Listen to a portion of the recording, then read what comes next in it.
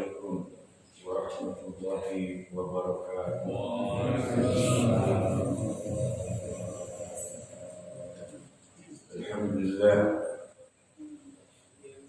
Alhamdulillah rabbil alamin. Hamdan syakirin, hamdan na'imin, hamdan yuwafi ni'amahu wa yukafi mazidah. Asyhadu an la ilaha illallah wa asyhadu anna Muhammadan Rasulullah. Allahumma shalli wa sallim wa barik ala sayyidina wa habibina wa syafi'ina wa maulana Muhammadin wa ala alihi wa sahbihi wa man tabi'ahum bi ihsan ila yaumiddin. Amma ba'd. Subhanaka la ilma lana illa ma 'allamtana innaka antal alimul hakim. Rabbi shrah li sadri wa yassir li amri wahlul 'uqdatam min lisani yafqahu qawli. Rabbana atina min ladunka rahmatan wa hayyi lana min amrina rashada. Rabbana zidna 'ilman warhamna bis-salihin. Rabbi a'udzu bika min hamazati syayatin wa a'udzu bika rabbi an yahdurun. Shadaqallahu azim. Hadratul mukarramun, para hujjaj, para asatidz, para bapak-bapak jamaah salat subuh yang dirahmati Allah Subhanahu wa taala. Wabil khusus pada guru kami Akhirul Kiram Al-Ustaz Abi Sunarto, mudah-mudahan beliau senantiasa diberikan kesehatan oleh Allah dan panjang umur oleh Allah Subhanahu wa taala, dan mudah-mudahan keluarga besar yang diberikan keberkahan oleh Allah Subhanahu wa taala, dan juga kepada rekan seperjuangan Al-Ustaz Habib Musa, mudah-mudahan beliau juga diberikan kesehatan, panjang umur, dan ilmu yang senantiasa diberikan keberkahan oleh Allah Subhanahu wa taala. Kepada para hadirin, para hujjaj, para alim, mudah-mudahan kita yang hadir di sini senantiasa mendapatkan rahmat Allah Subhanahu wa taala, diberikan kesehatan, panjang umur, dan disehatkan diri kita, keluarga kita, istri kita, anak kita, saudara-saudara kita, dan mudah-mudahan lingkungan kita, bangsa kita, negara kita diberikan perlindungan oleh Allah Subhanahu wa taala. Amin. Amin ya rabbal alamin. Segala puja dan puji hanya milik Allah Rabbul Alamin yang telah memberikan begitu banyak nikmat kepada kita, sehingga kita sudah sepantasnya bersyukur kepada Allah. Selain mengucapkan kalimat Alhamdulillah, kita wujudkan rasa syukur kita ini dengan menjalankan perintah-perintah Allah. Yang paling utama adalah perintah mendirikan sholat. Mudah-mudahan ibadah kita, sholat kita, bacaan Quran kita, hadirnya kita di setiap majlis ilmu senantiasa menjadi catatan amal soleh bagi kita kelak untuk kebahagiaan kita dunia wal akhirat. Amin. Salawat beserta salam mari sama-sama kita sampaikan, kita kirimkan, dan kita sanjungkan kepada junjungan kita, kedua kita, suri teladan kita, imam besar kita, Nabi kita Muhammad ibn Abdullah Rasulullah sallallahu alaihi wasallam, beserta para keluarganya, para sahabatnya, dan juga kita selaku umatnya. Mudah-mudahan kita senantiasa diberikan kekuatan iman Islam oleh Allah, sehingga kita mampu menjalankan sunnah-sunnah yang diajarkan oleh Rasulullah, sehingga kita kelak mendapatkan syafaatul uzma yaumil qiyamah. Amin ya rabbal alamin. Jemaah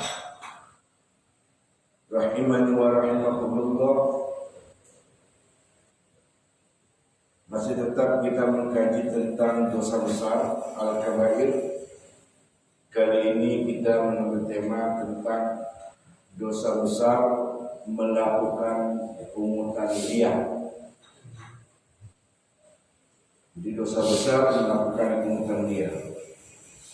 Jadi sering kita melihat, sering kita menyaksikan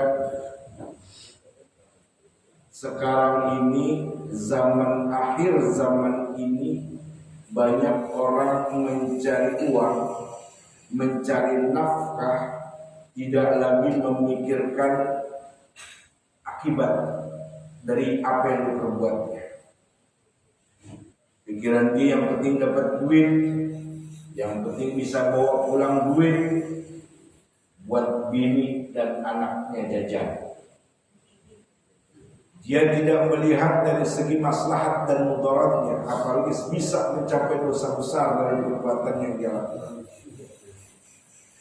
Kalau kita pernah masuk ke sebuah stadion, daerah Senayan itu GBK, pintu masuk ada pintu gerbang parkir yang resmi. Tapi giliran di dalam kita parkirkan kendaraan, ada lagi orang yang datang tuh. Ada lagi orang yang datang minta uang parkir yang tidak resmi. Yang tidak resmi. Nah, itu disebut dengan pungutan liar. Lalu banyak pungutan liar ini dilakukan oleh para preman. Para preman yang mengatasnamakan organisasi. Kemudian pungutan liar ini pun juga banyak dilakukan oleh oknum-oknum yang berseragam. Sering kita lihat dan sering kita menyaksikan peristiwa kejadian ini. Di depan mata kita sering kita memperhatikan. Oknum berseragam di jalan, di topi mobil, dengan alasan retribusi atau apalah, padahal nggak ada resmi yang diperintahkan olehnya untuk meminta pungutan ini.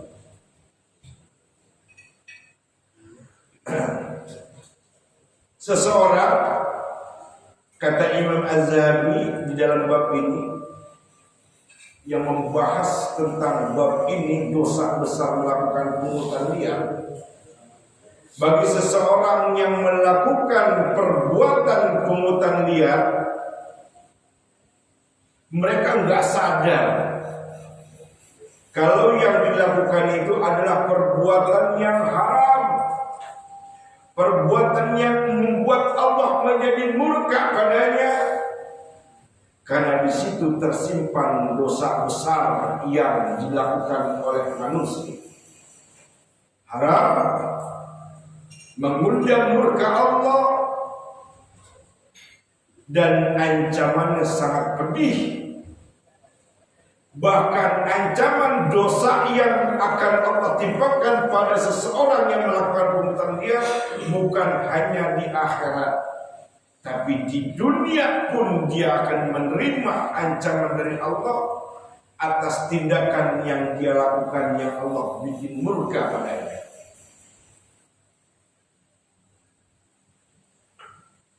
Kalau orang itu melakukan pungutan liar, dia menghasilkan duit dari pekerjaan haramnya. Lalu uang itu dimakan, diberikan makanan untuk dirinya, untuk anak istrinya. Uang haram itu dimakan, maka demi Allah saya katakan, bahkan demi Allah Imam Az-Zahabi mengatakan, uang haram yang dia makan itu, azab yang Allah akan turunkan kepada dia, dia akan menjadi orang yang berpenyakitan. Akan menjadi orang yang berpenyakitan. Ini azab dunianya.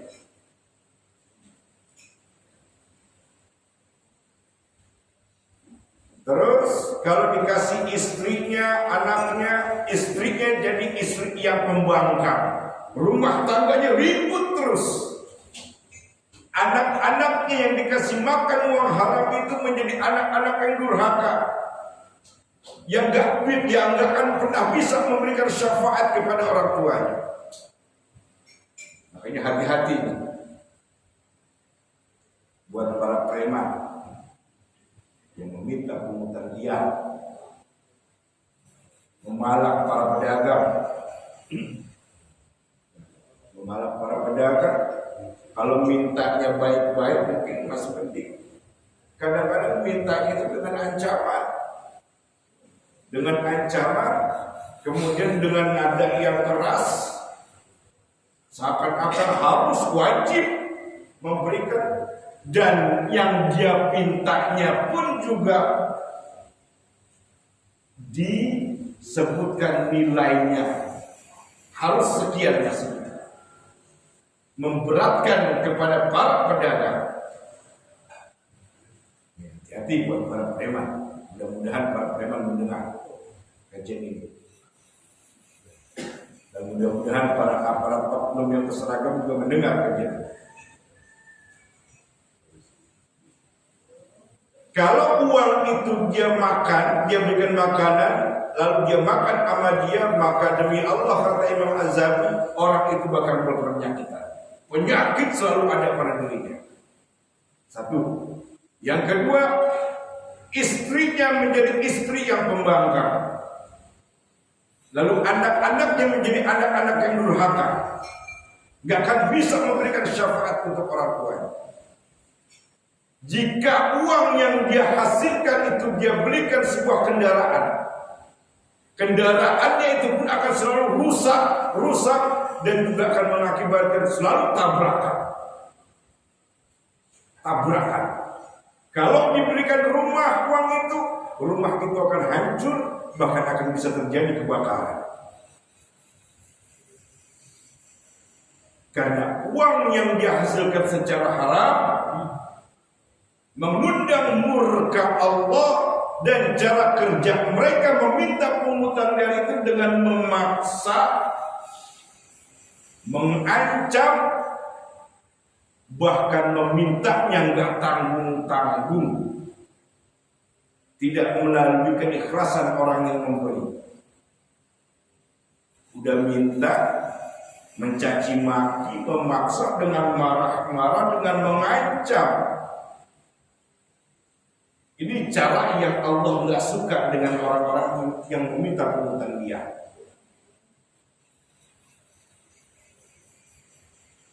Allah Subhanahu wa ta'ala menghalalkan kepada kita untuk makan dari makanan yang baik, lagi halal.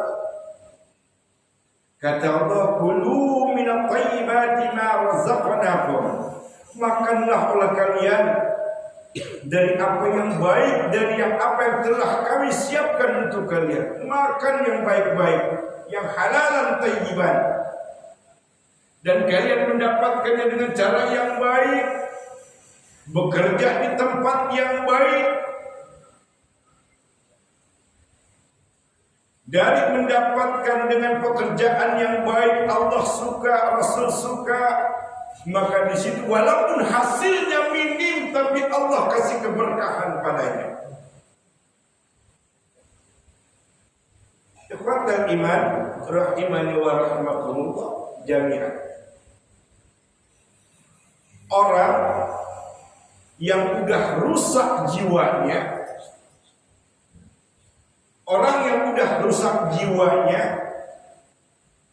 yang hobinya malam, yang hobinya meminta pungutan liar, berarti jiwanya udah dikuasai oleh syaitan. Jiwanya udah dikuasai oleh syaitan, sehingga mereka melakukan perbuatan-perbuatan yang haram, yang mengundang murka Allah.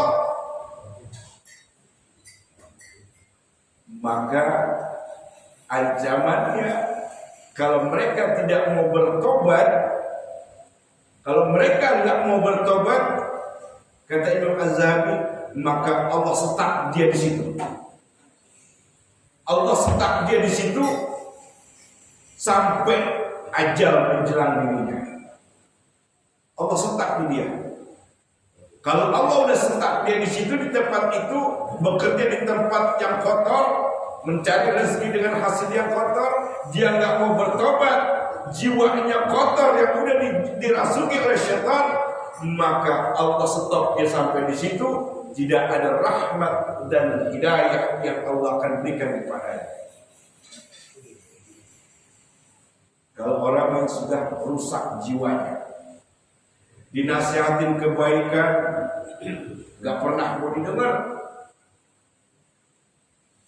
Dikasih saran pekerjaan yang lebih baik, dia mikir-mikir, hasilnya lebih gedean ini, lebih gedean malah.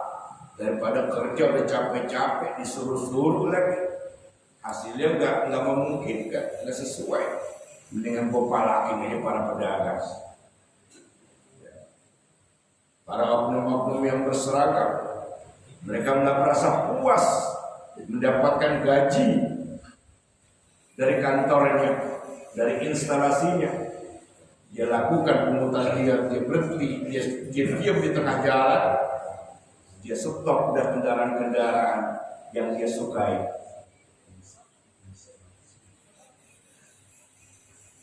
Ikhwatal iman rahimani wa rahimakumullah jami'an. Makanya kata Allah, cari makanan yang aku halalkan, kata Allah. Cari pekerjaan yang baik, kata Allah. Kalau kalian bertakwa kepadaku, kalau kalian tunduk patuh taat kepadaku, kata Allah, wa may yattaqillaha yaj'al lahu makhraja. Siapa yang bertakwa kepadaku, mereka taat patuh tunduk kepadaku, maka aku akan memberikan padanya jalan keluar. Dapat petunjuk. Wa yarzuquhu min haitsu la yahtasib. Selain aku memberikan padanya petunjuk, aku, kata Allah, akan memberikan rezeki kepadanya dari arah yang tidak disangka-sangka.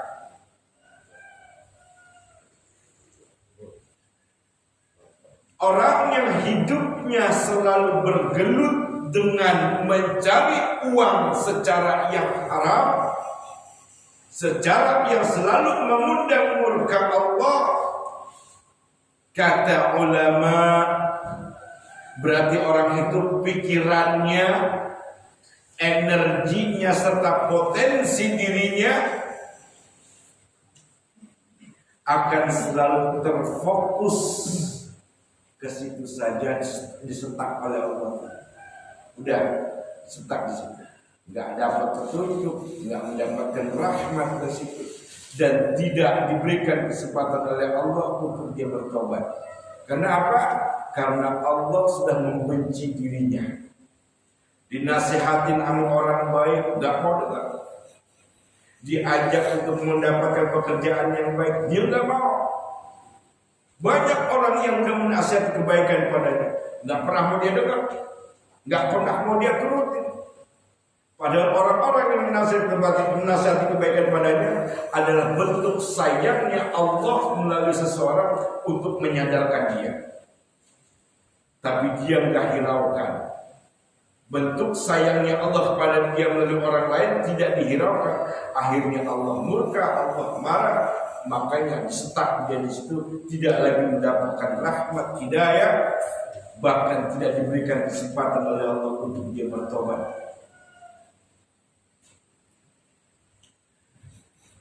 Ikhwatal iman rahimani wa rahimakumullah jami'an. Kenapa pungutan liar ini, melakukan pungutan liar ini dijadikan dosa besar, dijadikan haram dan mengundang murka Allah? Karena dalilnya dalil Quran dan hadis Nabi sallallahu alaihi wasallam yang sahih. Dalam Al-Quran surat Asy-Syura ayat 42 Allah katakan, a'udzubillahi minasyaitonir rajim. Innamas sabilu 'alal ladzina yadhlimuna an-nas wa yabghuna fil ardi bighairi al-haqq ulaika lahum 'adzabun alim. Sekali lagi saya katakan, mudah-mudahan mereka para preman ini mendengar, mudah-mudahan para oknum-oknum berseragam ini pun mendengar. Kata Allah, innamas sabilu 'alal ladzina yadhlimuna an-nas. Sesungguhnya dosa itu atas orang-orang yang berbuat zalim kepada sesama manusia.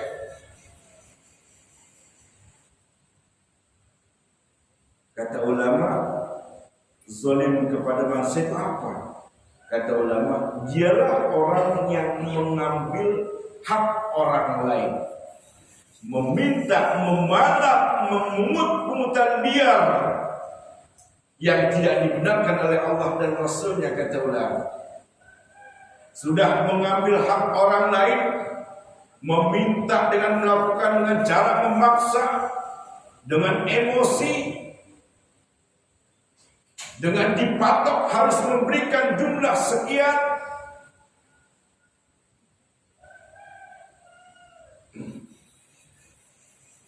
Ini yang disebut oleh ulama dengan firman Allah merupakan mereka orang-orang yang melakukan kezaliman terhadap sesama manusia. Dan kezalimannya sudah masuk, kata Allah, perbuatan yang melampaui batas, membuat kerusakan di atas muka bumi. Wa yabghuna fil ardi bighairil haqq. Dia sudah melampaui batas, merusak, perbuatan yang merusak di atas permukaan bumi dan tidak mengindahkan yang hak. Lalu orang-orang yang melakukan pekerjaan ini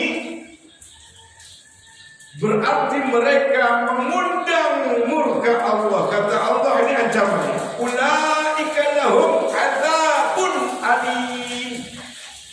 Mereka ini, kata Allah, aku ancam dengan azab yang pedih buat mereka. Aku ancam buat mereka dengan azab yang pedih. Azab pedih, kata para ulama yang menafsirkan ayat ini, azab pedihnya itu bukan hanya sebatas di akhirat, tapi di dunianya pun Allah turunkan azab pedih itu padanya. Di awal tadi saya sudah katakan, tubuhnya akan selalu sakit,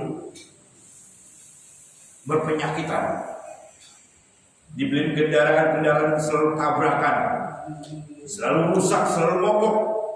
Kalau uangnya dibelikan rumah, dibuat renovasi rumah, rumahnya akan selalu rusak, bahkan bisa terjadi kebakaran. Kalau dibelikan yang lain-lain, dinafkahkan kepada anak istri, rumah tangga akan hancur berantakan. Ini azab dunianya, azab dunianya bagi dia. Lalu belum lagi azab akhiratnya yang begitu pedih dan berat. Bahkan Imam Az-Zahabi memasukkan, untuk menguatkan ayat ini, memasukkan dalam sebuah hadis yang diriwayatkan oleh Imam Muslim. Nabi sallallahu alaihi wasallam pernah di zaman Nabi, ada seorang wanita. Wanita ini sudah bersuami. Lalu dia melakukan selingkuh, berzina dengan laki-laki lain. Kemudian perempuan ini beberapa bulan kemudian menyesal atas perbuatannya. Menyesal atas perbuatannya, terbayang oleh perbuatan dosanya. Lalu dia datang kepada Nabi sallallahu alaihi wasallam. Perempuan ini datang kepada Nabi sallallahu alaihi wasallam. Lalu dia katakan, "Ya Rasulullah, aku Aku datang kepadamu karena ingin mengajukan perbuatanku, dan aku sendiri yang menjadi saksinya. Karena ini perbuatanku sendiri. Apa kata Rasulullah? Saya sudah melakukan selingkuh ya Rasul. Saya berzina dengan laki-laki lain. Kata Rasul, kamu udah punya suami? Sudah ya Rasul. Lantas apa maksud kamu? Tolong hukum saya ya Rasul. Hukum saya. Saya selalu dibayang-bayangin dengan dosa-dosa itu ya Rasul. Tolong hukum saya dengan hukuman rajam ya Rasul. Maka kata Rasulullah, mungkin kamu cuma ciuman doang kali. Ya, cuma ciuman sama pegang tangan doang kali. Tidak ya Rasulullah. Mungkin kamu hanya dipeluk-peluk aja kata Rasulullah. Tidak ya Rasulullah. Saya yang menjadi saksinya dan saya yang merasakan perbuatan itu ya Rasulullah. Ya sudah. Kalau memang engkau mengakui perbuatan itu, sekarang maumu apa? Aku tolong minta dihukum olehmu, rajamlah aku ya Rasul. Saat ini perutku sedang hamil dari perbuatan perzinahan. Kalau begitu, kamu pulang dulu. Pulang dulu, urus kehamilan kamu kata Rasulullah. Pulang. Beberapa bulan kemudian, setelah kehamilannya itu melahirkan, dia melahirkan seorang anak. Dia datang kepada Rasulullah. Ya Rasulullah, saya sudah melahirkan anak itu. Tolong ya Rasulullah. Pikiran saya selalu dibayang-bayangi dengan dosa. Saya takut azab Allah teramat berat buat saya, karena saya sudah berselingkuh, menyakiti perasaan suami saya, melakukan perzinahan dengan laki-laki lain.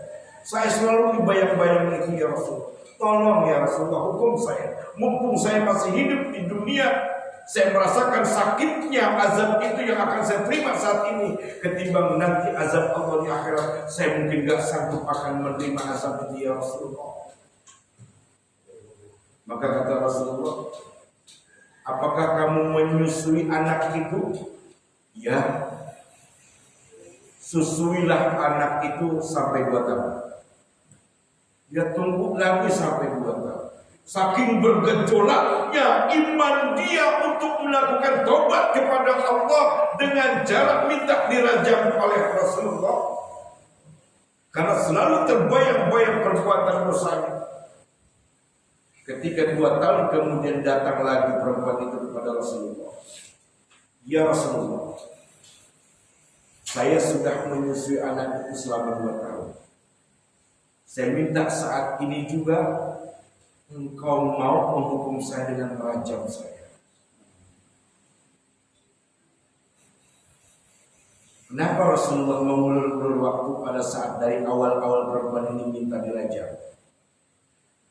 Kata ulama, mengulur-ulurnya Rasulullah kepada perempuan ini dengan maksud supaya perempuan ini bertobat saja kepada Allah, memohon ampun dengan taubatan nasuha. Mudah-mudahan dengan taubatan nasuhanya Allah terima taubatnya. Lalu kemudian dia menutupi aib dia sendiri itu, jangan dibongkar lagi sama orang lain. Bertobat saja kepada Allah dengan taubatan nasuha. Maksud Rasulullah mengulur-ulur waktu. Tapi karena dia memaksa untuk minta dihukum dengan cara hukuman rajam, dia takut kepada azab akhirat.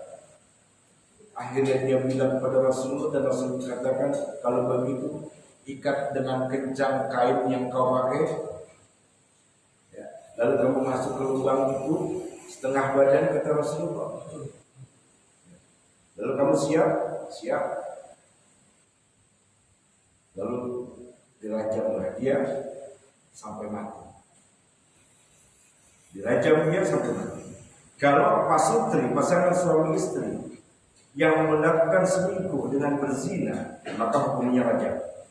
Tapi kalau dia masih lajang, belum menikah, hukuman cambuk. Kalau syariat Islam, hukumannya dicambuk. Tapi kalau udah menikah, dia melakukan selingkuh, dia berzina dengan yang lain, ketahuan, maka hukumannya rajam kalau menurut syariat Islam.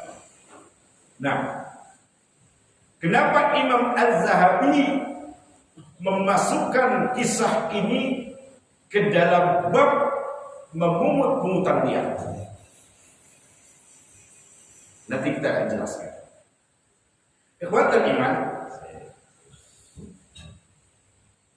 setelah perempuan itu mati, meninggal dunia dalam keadaan husnul khatimah, karena di hatinya memang sungguh-sungguh ingin bertobat kepada Allah, takut dengan ancaman azab Allah kelak di akhirat. Tiba-tiba ada sahabat yang nyeletuk. Sahabat itu nyeletuk. Kan dia bilang, semoga engkau dilaknat oleh Allah atas perbuatan. Ada sahabat yang ngomong begitu. Saat itu Rasulullah bilang, hei kamu, jangan mengatakan hal itu. Jangan mengatakan hal itu kamu, kata Rasulullah. Kamu tahu enggak? Sesungguhnya niat yang baik pada perempuan itu, di saat aku mengulur-ulur waktu ketika dia minta dirajam dari yang lalu-lalu, aku sebetulnya sudah menyuruh kepada dia secara tidak langsung untuk bertobat saja kepada Allah. Tapi dia enggak mau. Dia minta disegerakan hukumnya atas perbuatan yang dia lakukan. Tahukah kamu, kata Rasulullah, taubatnya dia diterima oleh Allah Subhanahu wa taala. Karena hatinya, imannya senantiasa mengajak dia untuk meminta hukuman kepadaku agar dirajam, sehingga Allah mau mengampuni, memaafkan dosa yang telah dilakukannya. Sesungguhnya tobatnya perempuan ini telah diterima oleh Allah Subhanahu wa taala. Kamu tidak pantas membicarakan soal tentang dilaknat perempuan. Rasulullah menasihatkan sahabat. Kalau dikait-kaitkan dengan ancaman kepada orang yang melakukan pungutan liar,